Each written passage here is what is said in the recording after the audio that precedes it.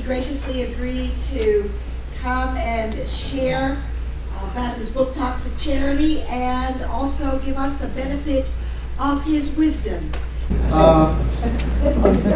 44 years ago, on this very day, I was in the jungles of Vietnam. That was a conflict of the day. Some of you remember that. We had a draft in those days, and I was one of those fortunate ones to be called upon to serve my country. So I was over there keeping you folk free. I thought it would be the most wasted year of my life. God had other plans. I found myself surrounded with a lot of young men. If you didn't have a college deferment, you were just drafted. And a lot of these kids had never graduated from high school. They kind of scooped them out of the city and put a rifle in their hands and sent them off to war. Well, these kids brought issues with them, as you can imagine. The drugs over there, some of you recall, were very pure and very cheap, and a lot of those kids got strung out pretty badly on drugs. I was in a position where I could help set up an amnesty drug abuse program for kids that wanted to get straightened out, kick their habit before they came back to the States. And we set up some high school GED classes so that they could come back with a high school diploma and also some college courses. The net effect was this ended up being a pretty redemptive experience for me. One that God used to ignite within me a sense of calling, to work with troubled young men.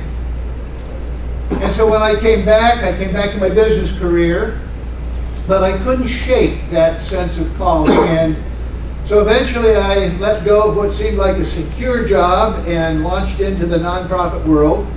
Set up a program with the juvenile court in Atlanta to work with kids on probation. It didn't take me very long to figure out that you can't work with troubled teenagers very effectively apart from their family situations.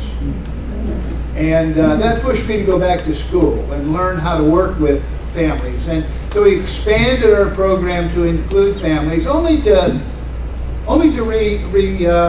learn that you can't work very effectively with struggling families apart from the environment that impacts on them every time they step out of the door. That pushed me to get more involved with what was happening on the street, with the police, in the schools. And over time, it became apparent to me that if you were going to change an environment, clearly the most effective way to do that is to work from within that environment, to work for change from inside, to become a part of that environment. That is not an insight that one shares quickly with one's spouse. Matter of fact, I waited way too long to share that with my dear Peggy.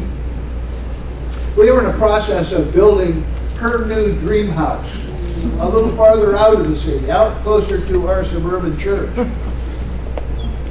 And we were actually about 5 weeks away from moving in. That's when you were picking out the carpet and the light fixtures and the cabinetry and all that high energy stuff. And I remember when it happened, we'd gone to bed early and Peggy just wanted to talk. And I said, I don't think you want to talk to me tonight. And she said, really, what's wrong? And that was the first time I came out with it. I said, I don't think God wants us moving farther out of the city. I think He wants us moving into the city. That was a bad night. In the morning, Peggy said, is this your idea or God's idea? Because if it's your idea, I have no interest at all. And she said, I want it in writing. Very practical woman. And so that was the first time I put into writing a 7-page letter that, as best I could, described what I said was a calling of God.